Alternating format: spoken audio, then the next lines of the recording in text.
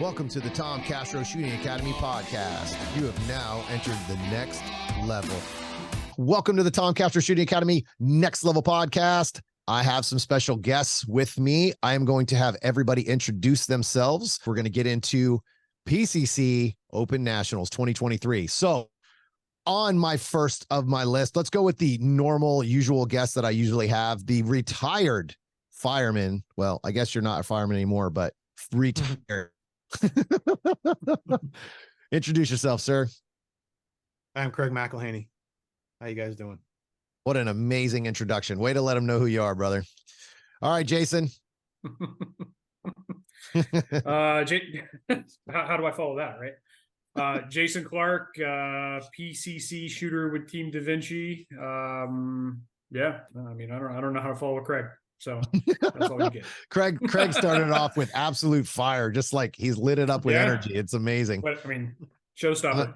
I'm going to call his wife and tell him to hit him in the back of the head and wake him up. He might have fallen asleep. We don't know it on the camera right now. So in my defense, I've been up since 6 a.m.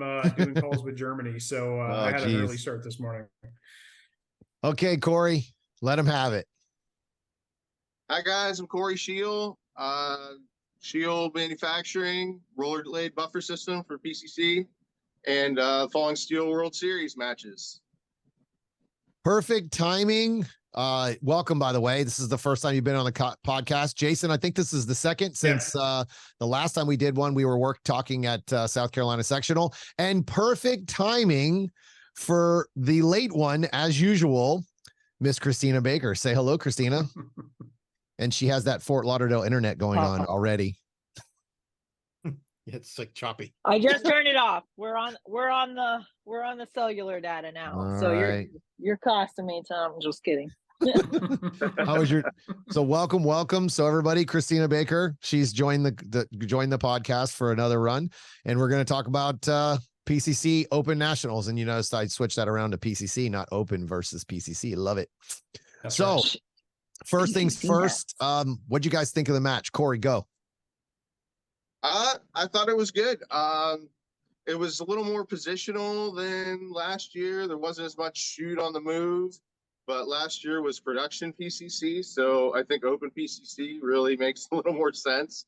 And I thought the stages were great. I completely disagree. I think it's a terrible idea to put Open and PCC together because I don't get to shoot Open. I have to make a decision, and I think it sucks. And I'm very mad. I agree I'm just with kidding. that. I would like to do them both as well, but the stages made sense. Yeah, it definitely makes more sense to put dots with dots for sure. Sure.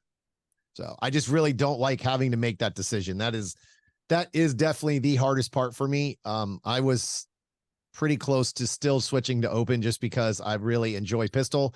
I'm glad I stuck with the rifle.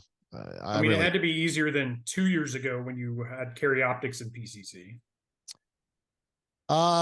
No, carry optics was pretty easy to pick. Well, I know that's what I'm saying. But Yeah.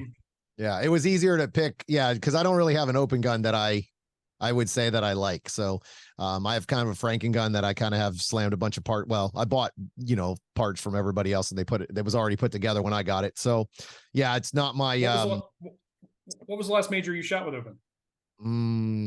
Last year, I think I shot actually Not quite Alabama. a bit. Did you? I went to Florida Open, won that, took second place at Area 6, then went to, what the hell did I do?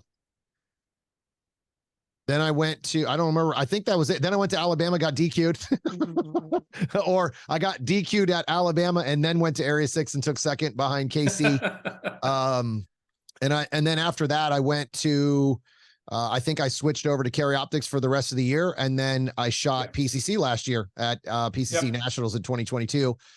And I think, what were they doing? Shooting production. So it was an easy choice for me. I shot Open last year. I think I took 23rd at Nationals. I would really like to have had some more time behind the Open gun before I went to Nationals last year. So that's why this year I was like, you know what?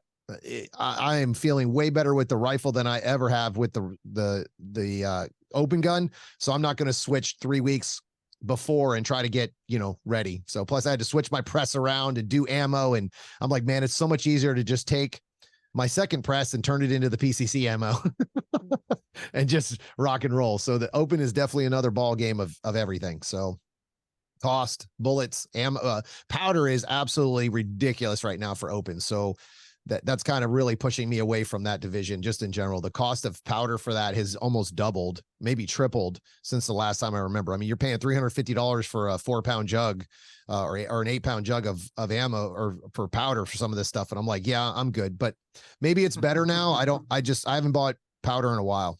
So I haven't bought powder in like 2 years. So yeah, I got no yeah, problem. it's so much easier to take your dial and just go up or down for carry optics and PCC and keep the same length ammo, same everything, bullets, brass monkey, just everything works. It's pretty sweet. So now that I'm shooting the Masterpiece arms, it's pretty sweet. I'm shooting my carry optics bullets. I'm not going to say it.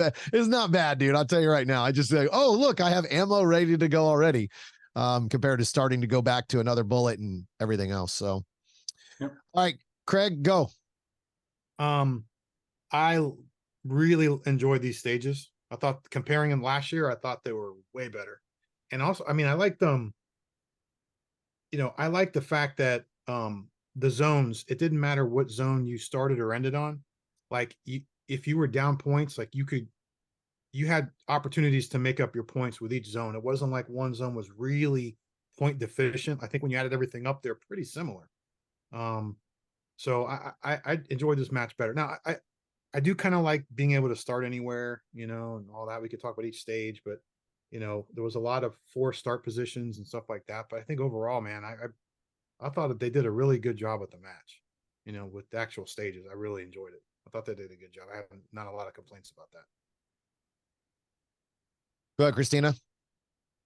We'll get deeper into the conversation, but That was I've been going to nationals since 2019. That was the best national so far as design wise and everything. They leveled up. They didn't have one stage designer for the whole thing, so that helped. He didn't design all the stages this year, so he had some help from some other competitors. So I think that was good, not having the same stages all the time. They were very challenging in the right ways. Zone 1, a lot longer distance, a lot more running. It was way harder than I thought, and it should be hard. It's nationals, and the other stuff, I mean, it just there were some options in there. There were different challenges, different types of movers. They really did a great job. That was the best stages I've seen at nationals so far. Jason? I'm going to agree with everybody else. I've shot every PCC Nationals going back to 2020 when they did the standalone match. This was definitely the best stages that I've shot. Not exactly my particular flavor. I do like a little more run and gun action. This was, as Craig mentioned, very positional, a lot of technical shooting. CMP's got its limitations with the limited number of bays, and obviously they have they got doubled up bays in almost every zone, so that kind of stinks. But I think this year they did a much better job with those doubled up bays than they've done ever in the past. Most of them were just filler stages to get to a certain stage count, and this time each little stage tested you in a different way. So definitely enjoyed the stages this year for sure. Go ahead, Christina. Also, I'd say they only had one standard stage. I'll take one. That's okay. I don't want 3. 3 is way too much. Just well, they did have that other stand and shoot that was like the popper and steel array stage 6, I think it was. Sure. But that was that was a more challenging stage than that one was cool. Most people gave it credit for. Right, and that's what I mean. Is like you really that on that type of stage, it's even more vital to go 1-for-1 on the steel, or it's just eating up way more time than it would otherwise. So yeah. What made that a good stage was it had steel and it wasn't Virginia count. It did have a weird start position though. Yeah, that was the most ridiculous. Actually, let me rephrase that. I actually liked it because I understood how to do it. Corey and I shot on the same squad. So he was doing like the Taliban squad. So Yeah? Corey was first. Yeah, Corey was first. So he did the old standard one arm down, the gun down, hand, like a lot longer of a draw. I just put the gun on my shoulder and just held my wrist above my head or whatever I had to do. And I just dropped my gun into the paper and I was like, oh, this is cheating. Like, this isn't even fair. Like, this is stupid easy. Yeah, it was. I mean, I already had that in my head because I think like 2 years ago, Bill Duda with his Go Fast Don't Suck postal match, he had a both hands over shoulder start position for all divisions, and it was the same thing with there like that. Same thing with the PCC. Like you just got up with it and then just raise your stuff up like that. So like it was like Bill thought he was gonna like really stick it to us, and it was like the easiest thing ever. I just think it's hilarious when a lot of ROs will complain about gaming, and then you give a stupid start position that you're going to game the shit out of. And it's like, you just literally gamed yourself. Like you're giving us the opportunity I showed you. Oh, no, you didn't with a 37 draw. Thank you very much. Like, it's like, yeah, you kind of messed that one up a little bit. It's just kind of interesting. But I was like, as soon as Corey went up, he was in the box, and I'm like, oh shit, he doesn't know. And I was like, I can't say anything because I don't want to mess him up. But I'm like, I can't say. And then he does it. And I'm like, dude. So then I think I was the first one to go after him or whatever it was, or second, whatever. And he goes, dude, that was so much faster. And I go, I wanted to tell you, but I didn't know you were doing it. I thought you saw it. And he's like, no, I didn't see it. And I was like, oh man, I would have told you for sure. That was a good stage. Again, it was one of those things where you have to understand those stages. And it was kind of, this is where I know I've changed as a shooter, because my focus wasn't on steel at all. My focus was on that paper. Cause I'm telling you, I watched people sling just absolute garbage at that paper. And I was like, all right, well, if I miss a couple pieces of steel and have makeup shots, as long as I'm getting all alphas on that paper, I'm going to have a good chance at winning this stage. That's exactly where that stage got people. 3 Charlies was a death sentence on that stage, no matter what. So I shot a Charlie just on the stupid line. I was like, you son of a, like, I just pushed a little early on the trigger, like left or early on the exit. So I was like, all right, cool. Well, my issue on that stage ended up being I shot all the steel down. When I got back to the left steel, the big steel was still in the way and I didn't realize it. And I shot over the top trying to hit the nipple of the left one. And I shot 2 extra shots at it because I was going, and I was like, what the, I'm shooting at the wrong steel. It's like I was aiming higher because I was still seeing the top of the big one going down. So other than that, I think I ended up placing pretty good on that stage. One good thing about shooting in zone 1 on day 1 was you knew that was the hardest zone, right? Like we already knew that was the hardest zone. Yeah, I ended up 4th overall on that. I had 1 Charlie. Yep. So the best part about that stage for me personally was I knew, or in general, like that zone, I was like, all right, if I shoot this well, everybody else is going to come in here and suck. Right. So if we set the tone, that was something different. Also, Corey and I shot together at this match on the Super Squad, and it's a different level. Like it's pretty awesome. Like, I'm not going to lie. If your goal is not to be on the Super Squad, you probably need to make that your goal, because there is something to be said about when everybody there is a killer and there is not a single slouch on the squad, right? Like not everybody shoots well. Don't get me wrong. Like not everybody's crushing it, but when you know at any point that a Charlie could make you 5th or 6th versus 1st, it's like, holy shit. Like you can't screw around. Like you got to be locked in at all times. It's a different experience for sure. And you don't get that feeling outside of that squad. You just don't. Even if you're shooting with other really good shooters, you understand that the tone is set on squad 1 or squad 2, whatever the Super Squad is. They set the tone of the match. It's a pretty badass feeling, let me tell you. So I will definitely be coming back for next year for sure, for the Super Squad, because it's something that I live for that moment. Like I was watching, I was like stepping back a little bit and like, fuck yeah, I'm here. Like, I was like, I can't believe I actually made this squad. And then as bad as I shot in some areas, I was like, all right, I stayed on the squad.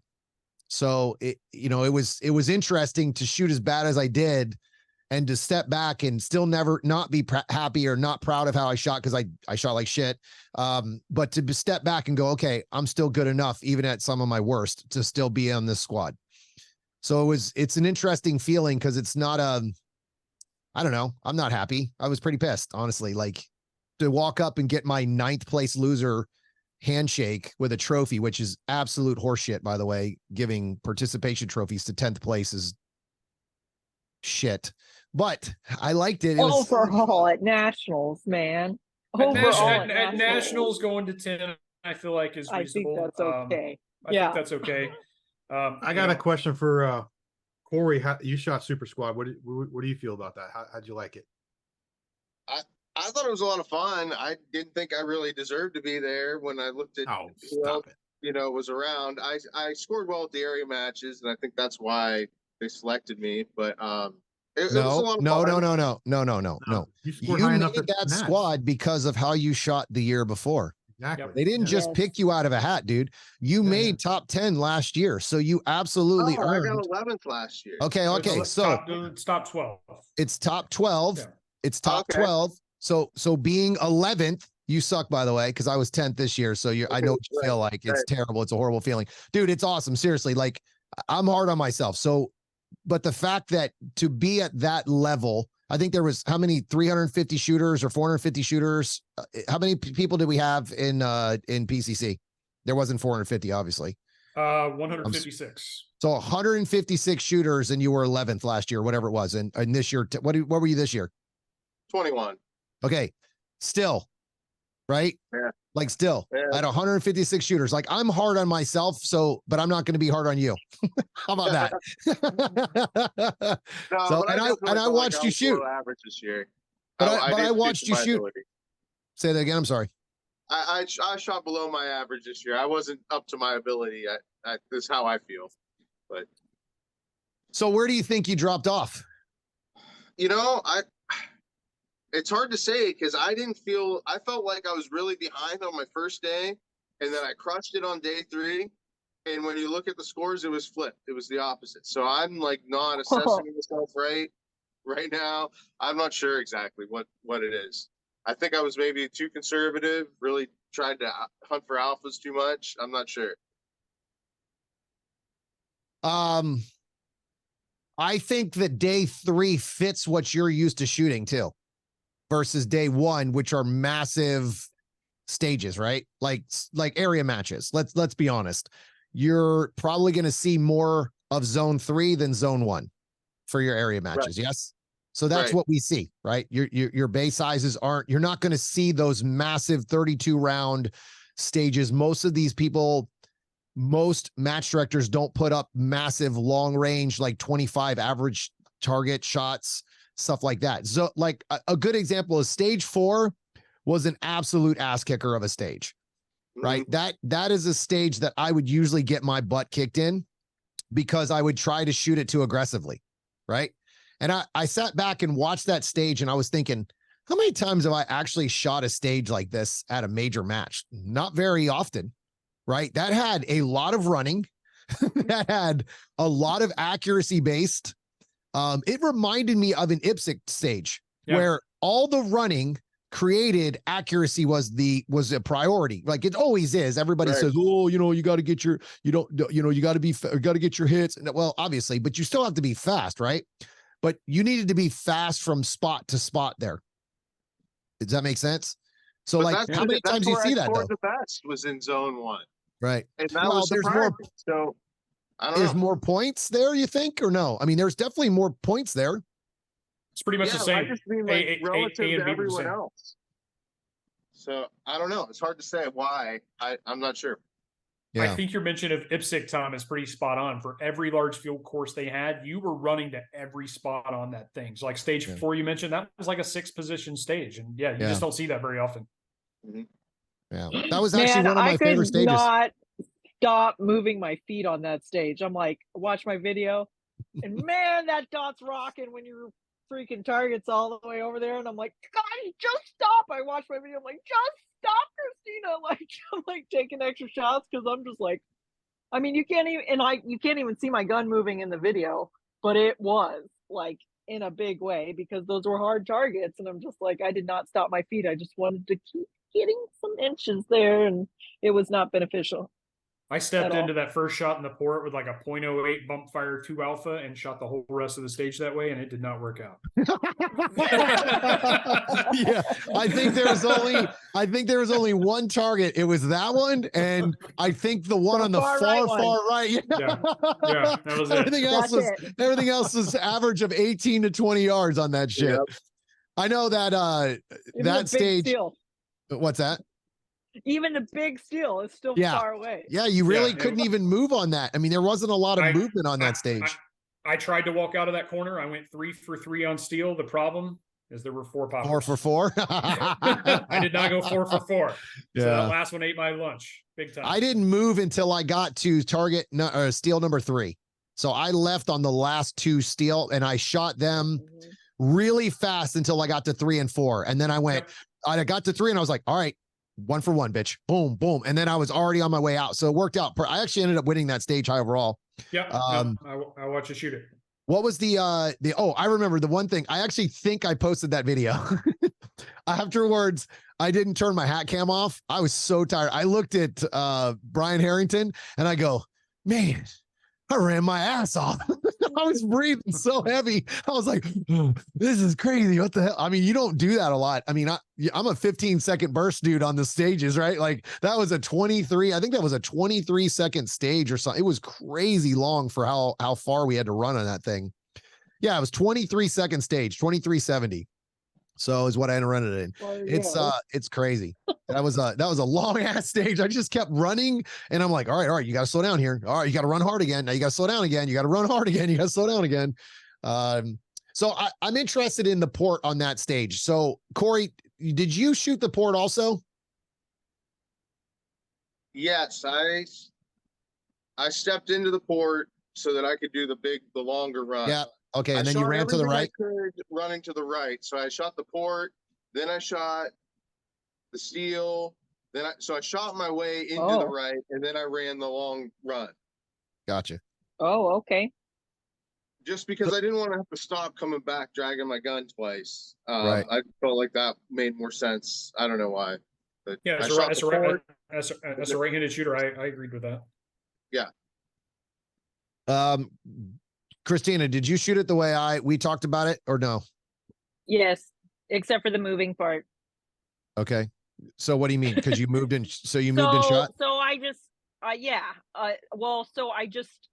I did stay still on the steel mostly, but when it came to that, probably one of the more technical spots of that was shooting everything in between the steel and the port. Yeah. And I just didn't pick a spot to stop at. I just kind of kept finding my way to the next target and moving the whole time. And that, I mean, my gun was hopping around. I think I got 2 deltas on that stage with makeup That's why shots. That's why I like going from that port to that spot, because you basically ran from the port to the edge of the wall, and that was the spot where you could see all 3 of those targets. And if you were going to try to find that spot coming back from the corner, it was much harder to identify where you needed to stop at. Yep. It was. And the shooting area had got very narrow right there. Yep. So I ran all the way to the right after I shot the port. Mm-hmm. I originally was going to shoot the port and then shoot that right side completely different. So when I first walked it, I was like, man, I'm going to run to the right. I'm going to shoot the port. And I was like, well, then I don't have to come back and hit this spot perfectly. So I'm not going to shoot the port. I'm going to run all the way to the right. And I was like, all right, now I have to hit the spot perfectly. And I was like, if I have to do that, I want to eliminate it. But it was really nice for me because I didn't shoot that first. So I had an opportunity to kind of shoot that towards the end. I think I was first or second on the stage before that. So I didn't shoot that till the end. So one good thing, and I've only made one mistake at this match when it comes to following stage plans. I didn't stick to my guns on one stage plan and it went terrible for a reason, because I didn't follow my plan. I followed somebody else's plan, but on this, I was like, all right, if everybody shoots this port, then I know I'm safe to do whatever I need to do here. If I choose to shoot the port, now I know it's not going to cost me any extra time to shoot the port first, right? The only other option would have been to do it differently than everybody else, but I didn't really like it to do it the other way. So everybody shot the port. So I was like, sweet, I'm just going to stick with the port. Shot the port first, ran to the right, shot both paper from the corner so I didn't have to turn my body. Then steel on the move, the last 2 steel, which set me up for the hardcover. The problem is the hardcover kind of set the tone for that position for me. Originally, I was going to shoot and move all of that on all of those targets. When I had to come in and shoot 4 shots at the hardcover target, I was like, okay, stopping. And I ended up with 1 Charlie on all of those far targets. Now, the 4 shots came from the first 2 where I have no idea how bad those were because my body was still crashing. Like I was still trying to land. It was a very odd position. Like if you wanted to shoot the hardcover, you could shoot it probably 4 steps before you could see the other 2. The problem is if you ran too far, now the hardcover is covered up by the wall. So it was a very interesting target position. They really thought that one out. You could tell it wasn't just we're just going to hide this here. They were like, oh, you keep going, buddy. Keep running. You're going to, I guarantee you somebody skipped that target because it's pretty easy to miss. So I started shooting and my first 2 shots on the move, I had a good hit on the first one. And then the second one was like at least 2 to 3 inches, either in the hardcover or up too high where I thought it was a mic. So I was like, all right, settle down. And I stopped and then I shot the rest. I had 1 Charlie on all 3 targets.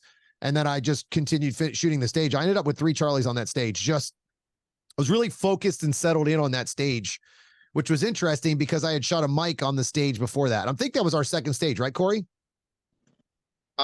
Well, we started on stage 2, so that would have been a third. Okay, stage. so that was our third. Yeah. Okay, all right.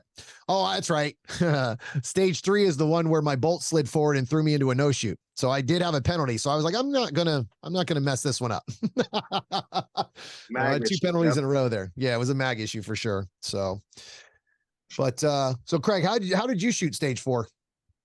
I shot it. I drew on the port, just thinking I can haul ass to the right. And then when I'm running back the other way, I wouldn't have to stop and, like everybody else, but I shot it the same way kind of you did. I shot the paper and then shot the steel and I had issues with that hardcover, that little array. Like you said, it was a really good, interesting way they set those targets up. I came in on that hardcover and shot that and I lost about 1.5 seconds just shooting. I had 1 in the black, and then if I could, I was thinking about it. If I could do it over again, you're stopping that position anyway. I would have ran to that spot, stopped, and entered in on open paper, and then ended on the hardcover instead of shooting the hardcover first, where I'm still kind of moving a little bit because my first shot was in the black, and then my second shot was in the black. So I had to, just kind of settle down and then shoot 2 good shots, whereas opposed to maybe coming in on the open paper where it's a little bit more forgiving. I think I shot 4 Charlies on that stage, and then we can discuss my last target. One of my last exiting targets was a hardcover. I shot Delta mic on it, man, and that was a learning experience for the match for me. You're talking about where the hardcover target was in the far front left corner? Yeah. No, when you're in the far left corner, and then exit, how we shot it, Tom, when you're about to run to your final position, you're leaving on that hardcover. That's the one that's the one. So that's why I didn't leave on it. So I want to talk a couple of things about strategy on how, just this stage alone, how my strategy kind of my thought process. I don't want to leave on a hardcover target behind a barrel in the shadows of Alabama.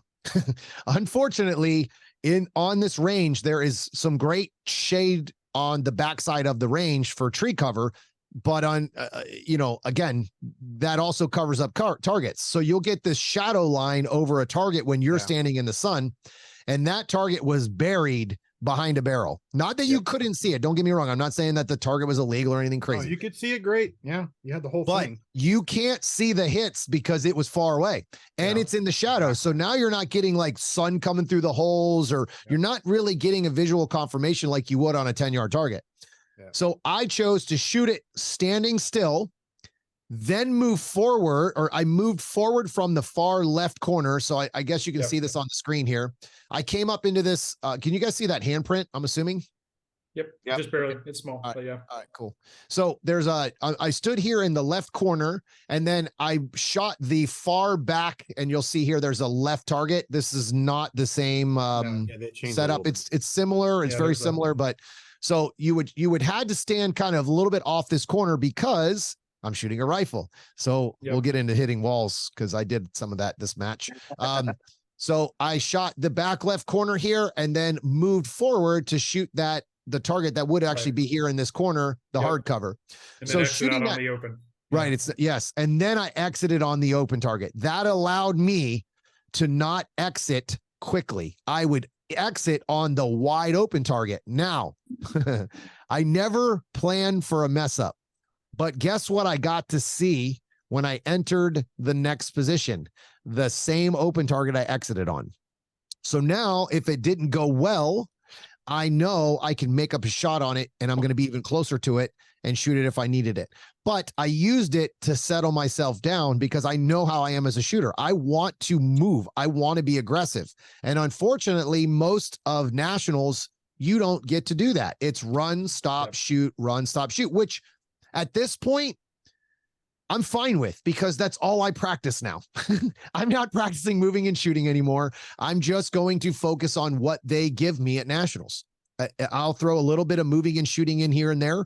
But I mean, that's kind of what I do. So now I'm going to change the way I practice. All of my practices have been run, stop, shoot, run, stop, shoot, run, stop, shoot. I'm working on entries and exits, period. That's all I focused on. And my accuracy showed it at this match for sure. It definitely showed it. But I do think that middle array where that hardcover and the open were there, after the steel, I should have came in on those on the open targets and then I disagree. You should have just not moved, period. You should have ran to a spot, shot the hardcover, and then started moving on the open target. The problem is you're trying to move and shoot on everything, and that hardcover sets the tone. If you mess that up, now everything else is messed up. So you have to, I personally was like, I'm going to start moving on this. And then I was like, this isn't really working too well. I'm going to stop and just hammer down and get my hits. I just don't think I didn't it move was, on it. But Right. I was not settled coming into that Right. hardcover, which So the other problem is exiting on that hardcover. What if you miss? You don't I know. know, 'cause again, you're I ex- know, you're back so to- it's not worth it. At least Yeah. you've got an opportunity to call that shot after you transition. Like, I didn't feel right. I'm going to go back to it before I exit. And then you got another opportunity. Those are the targets that absolutely murder you at these matches. Yeah. The crazy part is I didn't have a single mic on one of those easy ass or those hard ass targets. My shit was on the easy stuff. Yeah. God, I suck. Anyways, okay, next. Anybody want to bring up a stage they loved? Yeah. I like 3. I like stage 3 Stage 3 was good. Yep. Yeah. because it could be run so You like- many you- different ways. You liked it just because it was a Da Vinci stage? Ooh, Oh, only that one, Christina, that one. only Christina would jam on that one. Yeah. Oh, I liked it because, dude, don't I like literally it. saw 4 or 5 different ways to run that stage, man. I thought it was an excellent stage. Yeah. to do. Yeah, there Excellent were a lot. stage. You could definitely mitigate your risk on those moving targets, depending upon what order you decided to take the stage. So Yeah. yeah, it was definitely interesting that way. You could have gone forward. I saw people, shoot everything from behind. Just some people go right and then come, that's just a great stage, man. Just a great stage. And I shot a mic on it, but I thought it was a, really good stage. This I is got a a good, delta on each of those movers. this is a good opportunity to talk about the 4 start positions at this match. So this match had every single stage. Wait. Almost. I think stage 11 is the only one you started wherever you wanted, which guess what? That one had a lot of options. Everybody options. started in a different spot there. That was an interesting stage because Yeah. you could have 3 or 4 different start positions and shoot all of the same targets as everybody else, right? It was very interesting on how that stage worked, but it was 1 step left, 1 step right, 1 step forward, 1 step back, depending on what they chose to do, right? So it was interesting Yeah. how they Like that stage had so many options, but it wasn't like, oh man, this is the one. I think most people shot that pretty consistently, however you ran that, which made it a good stage. So there was never a clear cut, oh man, this is definitely the dominant way to do it. Nope. Right. Yep. It came down to execution on that stage. But that was one my of the second favorite things stage. that I liked at this match was that even though they forced you to start in positions, that you actually were able to make decisions on what you wanted to shoot. Like you true. didn't have, you weren't forced to do the same thing that everyone else did. Stage 4 was a good example. Starting in the port, don't start in the port. Run, don't run. Run left. I mean, there was a lot of options there was a couple stages where you would start on, you could draw and shoot or run and shoot, whatever. There was a lot of different options, even though you were forced start positions. I agree. Most fixed start positions, feet on X's, outside, inside, whatever, they end up feeling like an IDPA match because there's only one logical way to shoot it from that spot. Right. So yeah, no, I mean, definitely well done in that regard here. Christina, did you have anything? Did you any of the start positions that you were like, I wish this would have been a free flowing stage, start anywhere stage? You know, I really can't complain about that. I thought it was mostly okay, and it's definitely what we've been used to all year, right? Start Yeah, here, we start did. there, Yes, start, you know, very true. that's pretty much what everywhere does now. So I thought it was okay. I really can't complain. I mean, they could have taken that away and maybe people would have pretty much done some of the same stuff. Well, and I think somewhere on like stage, was it stage 4, the big one? Yes, that we've been talking about this whole time? Yes, yep. Right. Like I'm glad they made it in the middle. Now you're gonna have to run some more. That one started So, anywhere I mean, would have been way less interesting. 100%. So in some of the ways, it made it better. The only stage that I think could have benefited from a non-forced start position was stage 8, which was actually a pretty simple one. You started heels on at the front of the shooting box. Yeah. Which the stage ran fine as it was, but it gave it only one real logical way to shoot it. I mean, whether you go left, you know, whatever, or however you want to arc the front of the whatever it was, 4 targets. That varied from people just based on their preference, but almost everybody ended up at the exact same spot just because of the way that start position was. So that was really the only one at the match that I think the 4 start position didn't really give a lot of options. That wasn't the bobber stage, was it? No, this one was all paper. Okay. It was like that was the stage that was the stage you never talk bad about because I did good on it. I had all alphas on that stage and I won that stage. So that stage was perfect the way it was. No. I'm sorry. Oh, okay. All right. So I agree with you on that stage for sure. I walk that stage. I'm kind of really crazy in my head. I walked that stage 5 different ways from just the start position.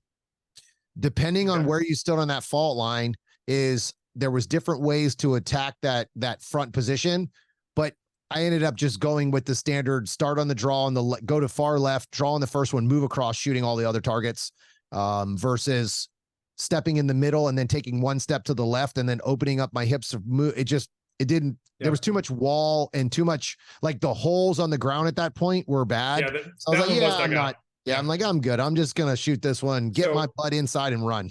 a funny story about that, which it left me scratching my head. And I was actually on the stage with Justine Williams and she did the exact same thing. Is like, we all walk up, we read the stage brief because the match book never matches the actual brief. Right. And it said, heels on rear, heels on outside. So we're like, okay, so it's at the back and whatever. So like we were all trying to figure out where the best place to start was. And then when we looked at, actually read that next sentence, it said heels on forward fault line. We're like, oh, well, this makes it easy. There's nothing else to, there's only one way to go about this. Right.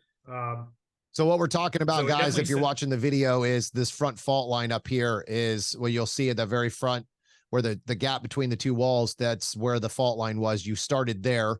And this actually stage is very, very close to what it was. Obviously the hardcover and stuff wasn't on it, but this is very, very similar to what it was. So I'm actually glad they didn't put all that hardcover and shit on this stage. That made that a very fun, fast, aggressive stage there was quite a bit of like disaster factor on that stage for sure. Like they had a tuxedo tucked in I hit the behind the wall. barrel.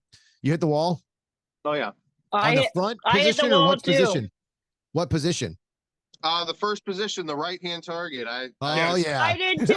I did too, Well, Corey. I did it too. yeah, Yeah. and Tom, that goes back to that corner being dug out because Yep. you had to hit a perfect footing spot on that to have a Yep. good access to that target and be able to Put it exit the the position. rifle. I had the benefit. This was my very first stage of the match, so it Oh, wasn't nice. dug out at that point. But it was also my first stage of the match and a pretty fast one, so I shot it too conservatively. Right. And my time reflected that, right? Because I was just trying to get out of my first stage without penalties and set the tone for the match. And but Yeah, I was a really fun- like it was a fun stage. But point being, Yeah. this was the only one where stage walking would have been far more complicated if it had been started anywhere.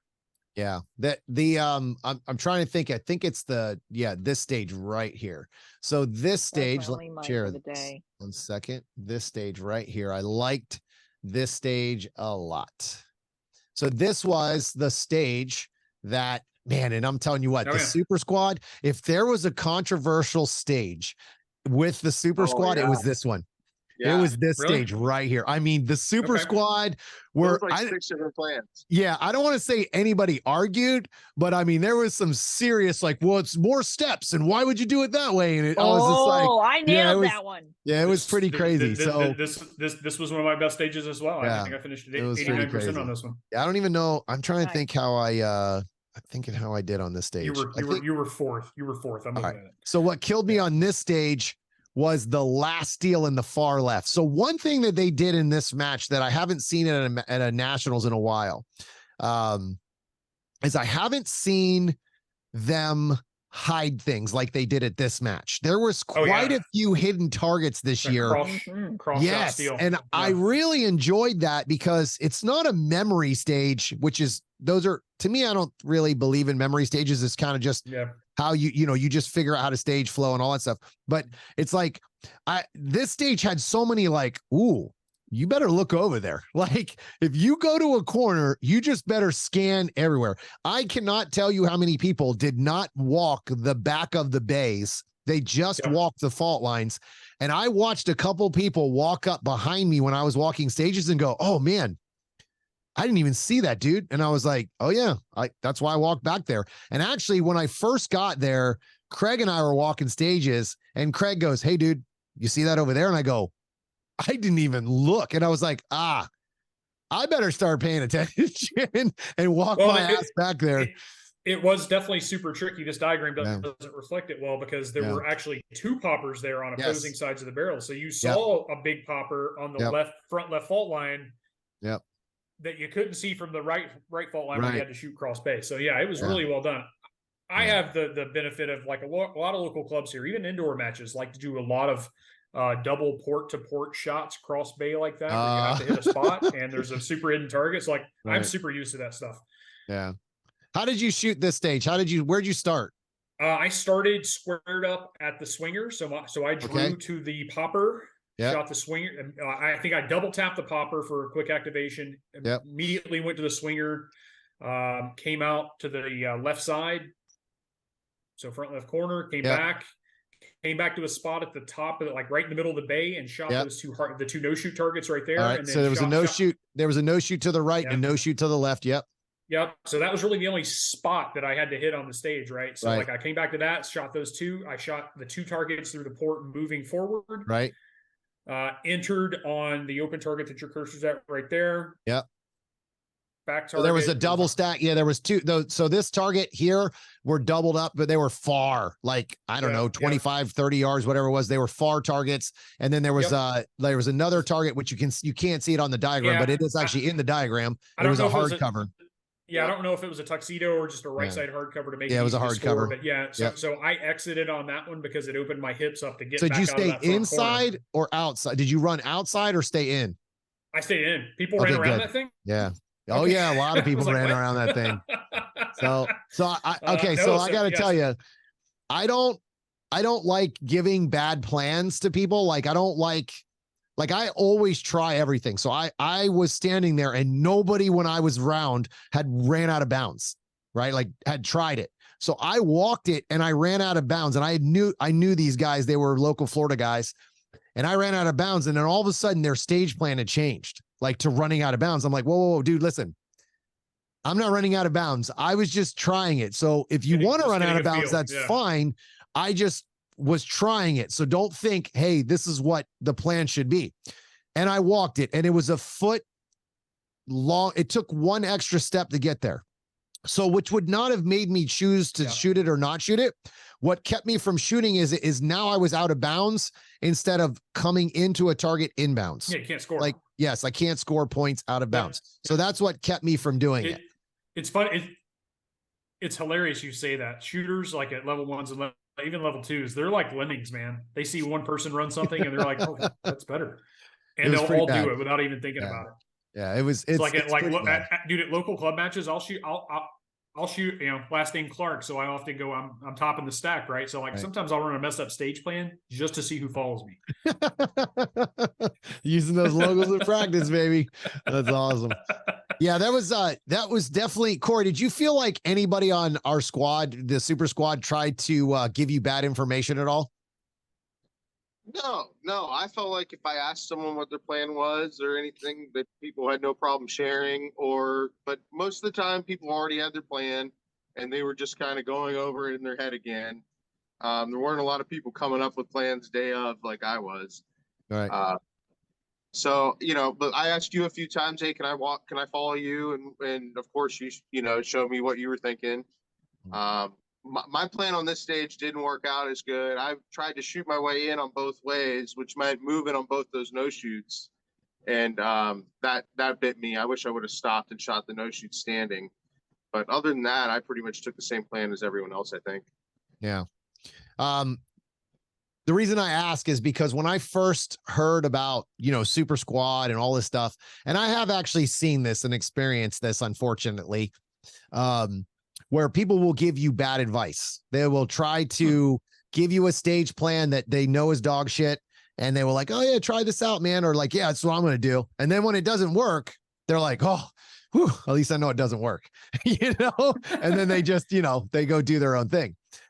We did not have that this year. I didn't feel it at all. I'm probably a different shooter than when I used to get that advice as well. So now I know what's bullshit and what's not. The PCC Super Squad guys are pretty laid back, chill guys, most of them. And, you know, it wasn't like I didn't feel like the open Super Squad where it's this cutthroat scenario. Kind of see, you know? Well, and that's, so I've not had that experience with the bad stage advice. I find most shooters of equal ability, you know, hey, I'm going to share my plan with you and we're going to shoot the same plan and I'm just going to flat out beat you. And they take pride in that versus like having to beat you through some shortcut, we'll call it, right? Yeah. Right. I feel like that's old school. That's the old school way, like, to do that kind of stuff. I hope so, they might still do that, but yeah, I hope so. But competitors, unfortunately, are competitors, right? Like, they just, you know, douchebags are douchebags. I will say that I found an interesting thing. Like, I noticed something I really pay attention when I'm walking stages. If I don't have my radio on, I really pay attention to like the other dynamics of people shooting or how they walk stages and all these different things, right? Like not just to kind of see like, wow, how much different do I think versus them? And it's amazing to me how many top shooters that try to talk you into their stage plan to reconfirm their thought process. Like, I'm like aggressively, like, that's like me coming up to you, Corey, and going, hey man, I'm going left to right here. And then you go, well, I like right to left. You're like, listen, man, that's pretty shitty on that side. Cause of this and this side over here is definitely better. And it's just like, okay, dude, like, awesome. Go get it. You know what I mean? Like, but I hate that. Right? Like, I don't like that. It's pretty amazing to watch that dynamic. And it's a lot of them, right? A lot of them. At the Super Squad level, you've seen that, Tom? Oh yeah. Oh yeah.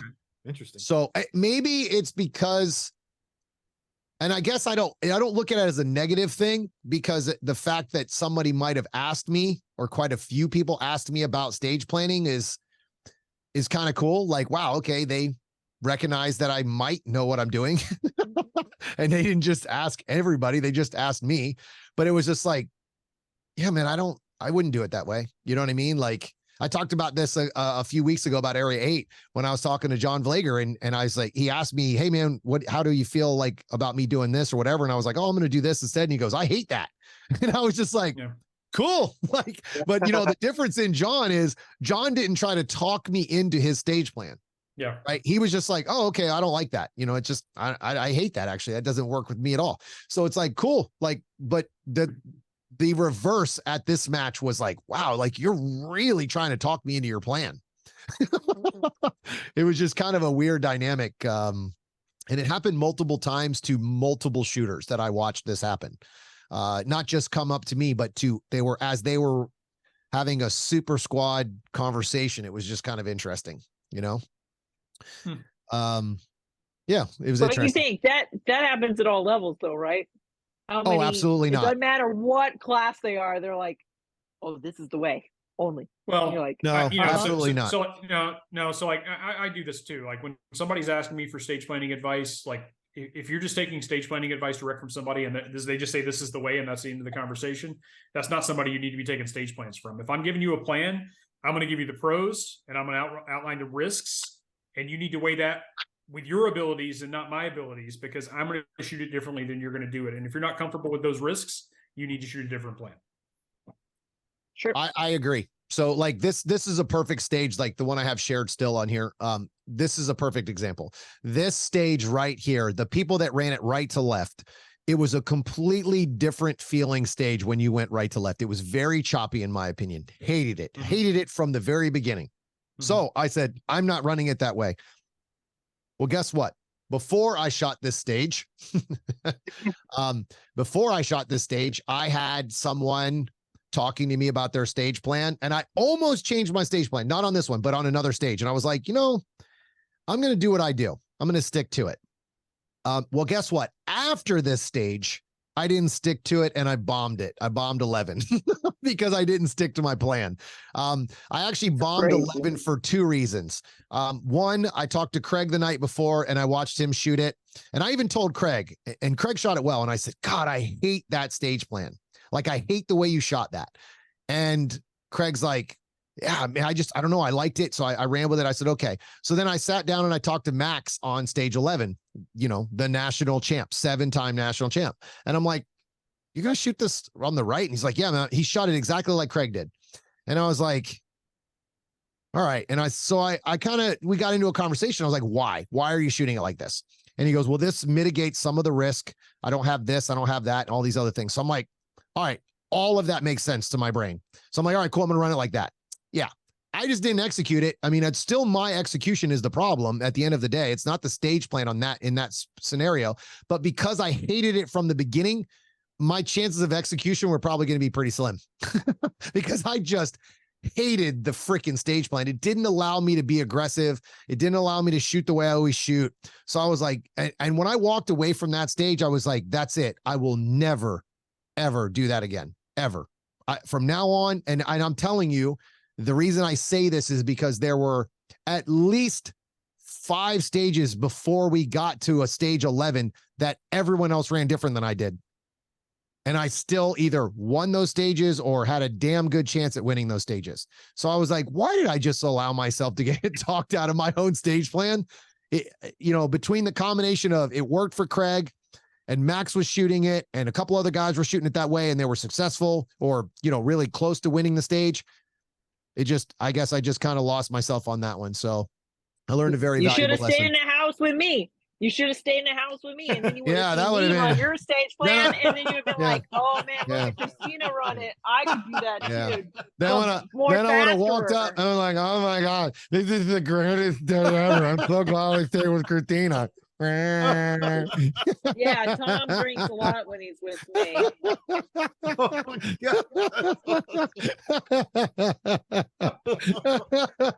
The house of partying. I'm good. Oh my God. It was not. It was not. There was drinking though. Yeah, okay. And there it is, ladies and gentlemen. There it is. I'm not old enough to drink yet. So I don't drink a lot, but I did drink at nationals. I was pretty upset with myself at nationals. That's pretty bad. Sounds like my Carolina Classic. Oh, how was that? No, it wasn't good for me. No. I know. I actually was shooting a good match and had a rare ammunition failure that kind of took my match from me. So, those are the worst. So yeah. And then I actually volunteered to staff that match because I haven't worked a match this year and wanted to do my part. So shot staff day and then had a few cocktails. And had to be mad a whole time about the whole situation. It sucks. That's the worst. Still angry. Okay. Do you have any anything else about stages? Like any other stages you want to talk about? Hold on. I don't think we ever finished the favorite stages. So Corey, give me your favorite stage. I'm having a hard time remember. I shot the Carolina Classic last week too. I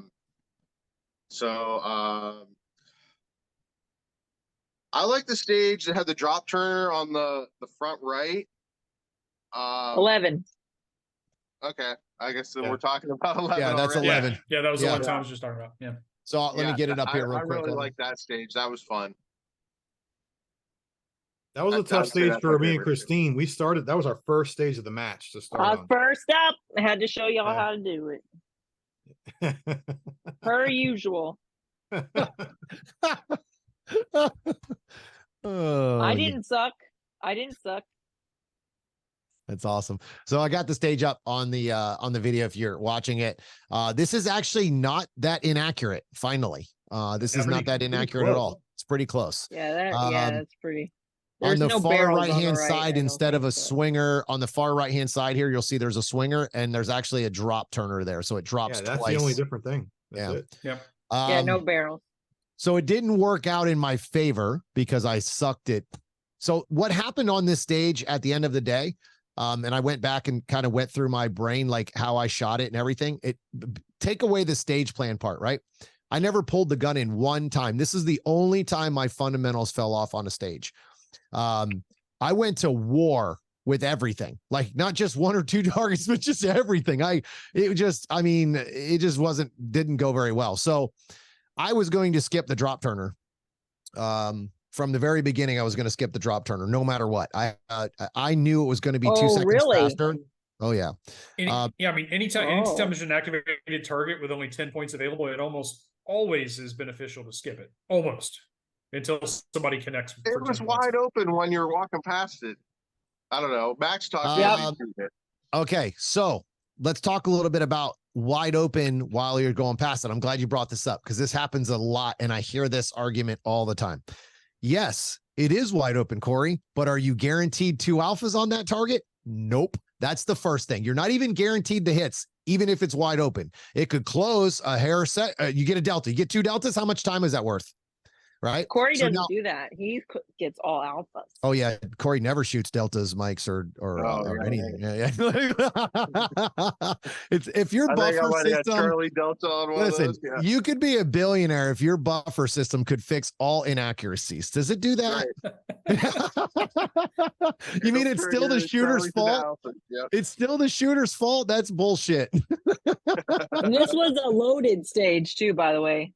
All right, so this stage Wasn't it loaded? I feel like it was a loaded This start. one, they switched them around. Actually, yeah. So don't follow the WSB at all. Just go off the picture is pretty close. So the thing with that is if you skip that, okay, I'm not going to say that you can't shoot it, right? Corey, obviously you could. Max obviously shot it. But if Max would have skipped it, guess what he would have already been shooting? The steel in the front. He would have already been shooting all of that steel or the bobber by the time that other one dropped on its second turn. Make sense? So now I'm skipping that and I'm already getting closer to the last target and finishing on this stage while everybody else is just now getting to the steel. Right. Yep. That's my mindset, right? I just would have loved to have been able to prove that, but I didn't do well on the stage, so it didn't really matter. Okay, so hold on, my battery's going dead on my camera, so I can keep talking, but somebody take over. Yeah. So now, Tom, your point about the drop turner, what I saw a lot of people doing is that was a 2 presentation drop turner, and most of the people, if they messed up the timing in that array, like the only way to shoot it without any hesitation was to activate, take the 2 static paper, and then do the drop turner. If you couldn't execute that, you were wasting time. And I saw so many people that activated, they weren't in the right spot, they weren't ready to shoot, and they were catching the drop turner on the second drop, backing out of that position. And it was just a huge time suck. It Yep. was terrible. I watched so many super squad guys, or I shouldn't say super squad. I watched guys that were in front of us, the squad before, and they were just standing there waiting and waiting and wait. I'm like, oh my God, you should have already shot something by now. It was, Well, and then they it was turn and not there's good. 5 poppers in a row, and they end up Yes. whipping on 3 of the poppers. Right. So that Right. doesn't really work out. Right. So Well, Tom, it's, I thought didn't we figure it out, Tom, where if we took off a little bit of time, it's actually quicker to skip it, right? Then weren't we screwing around? oh, with it's, it? well, you mean hit factor wise? Yes, definitely Yeah. better. Thank you for tuning in to this episode of the Tom Castro Shooting Academy Next Level Podcast. This is the end of part 1. Tune in next week to listen to part 2.